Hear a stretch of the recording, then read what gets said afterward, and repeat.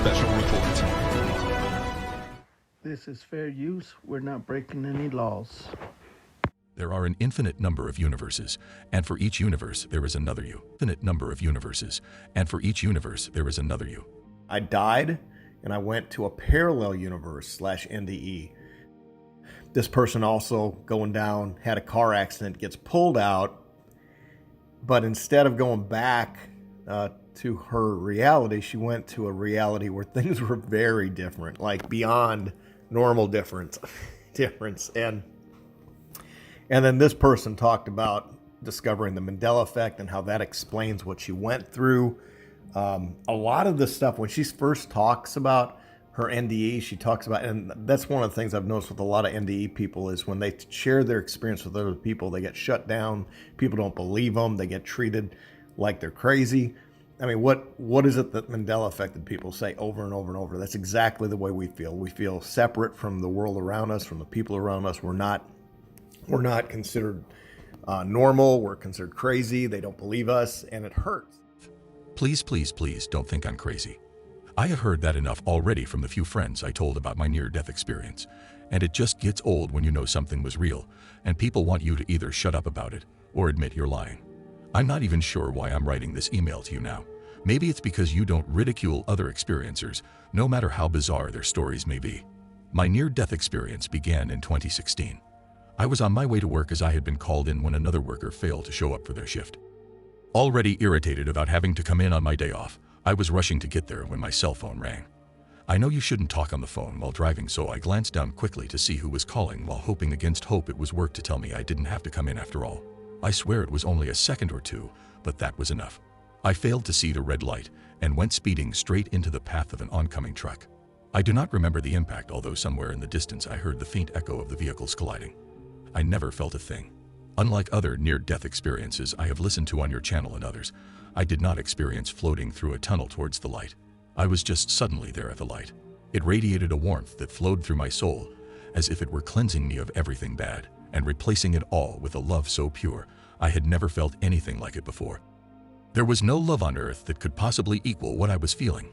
I get frustrated that I cannot adequately describe the intenseness of this love in a way that could be fully comprehended by someone who did not experience it for themselves. I once thought that my parents, my boyfriend, and even my dog loved me, but this dwarfed all their love combined. This was really next-level kind of love. The longer I was at the light, the more I wanted to stay there forever. Next, I was outside the light, but still in its presence. There were 3 beings in the room with me who seemed to glow almost as bright as the light itself. One of them spoke to me telepathically and told me I was to be shown my life review. Remember, at this time, I had never heard of a near-death experience before, so I found it strange when a screen appeared that showed me my life on Earth up until the moment of the wreck.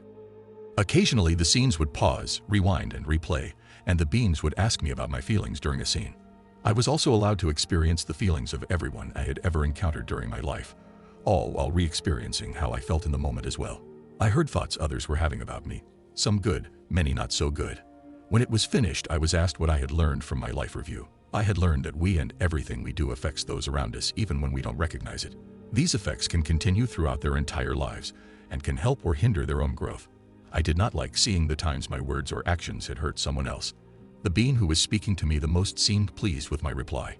He didn't say that, but there was something about him that conveyed it.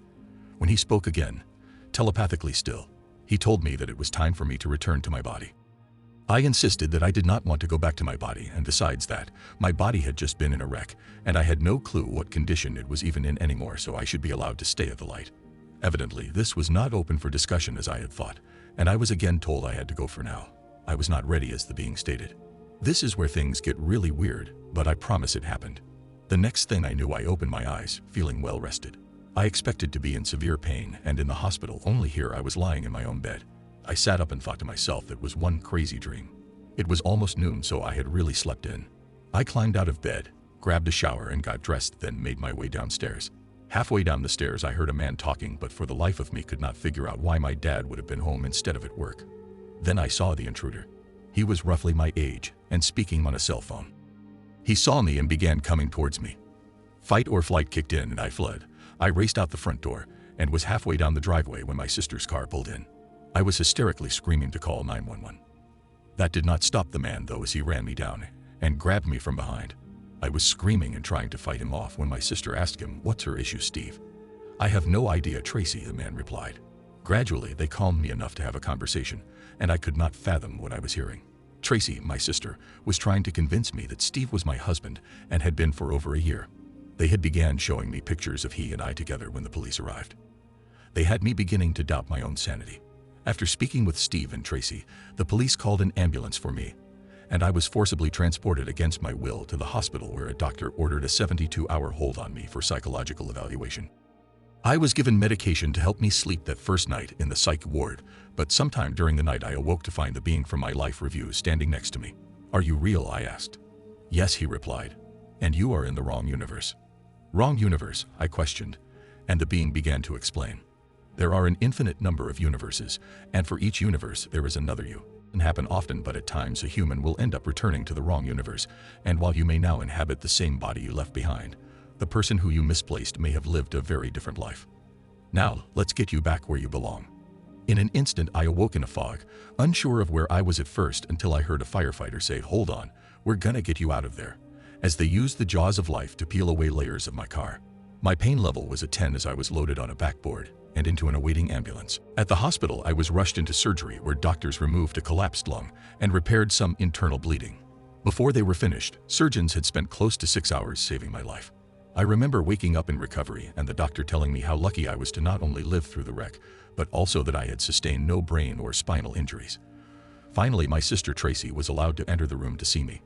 With tears streaming down her face, she began to tell me about how she loved me, and that I better not ever scare her like that again. She loves me, I thought. And then, remembering the light, I thought she has no idea what real love is. Tracy must have thought I was crazy when I asked her if I had a husband, to which she replied no, and offered to get my doctor back in to recheck my head for injuries he must have missed. A few years after my accident, I began to hear people talking about something called the Mandela effect and how people had different memories, and I believe this may somehow be linked to there being multiple universes, and these people are simply misplaced. They are in the wrong one. In my research into the Mandela effect, I have also learned of a condition doctors have called foreign accent syndrome, in which people wake up speaking in an accent for a country they have never been to and are unable to sound like they once did when they speak. I also feel that is another case where people are in the wrong universe. I know my NDE is not typical of most, but it did happen to me. It was the scariest yet most amazing experience of my life, and I can't wait to go back to the light, not the other universe. Notes from Beyond Death. When I first read this email, I immediately looked up the Mandela effect and foreign accent syndrome so that I could better understand what Stacy was saying towards the end. I encourage each of you to take the time to look them up as well, then form your own opinions. Be sure to let me know in the comments below what your thoughts are, and remember, be nice. I don't care if you disagree with Stacy. It costs nothing to be a decent human being. Until next time.